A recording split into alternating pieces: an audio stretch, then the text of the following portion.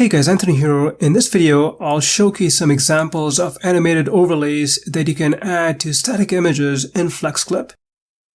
And in a separate video, I'll show you how to add animated overlays to static images. Hope you enjoy these.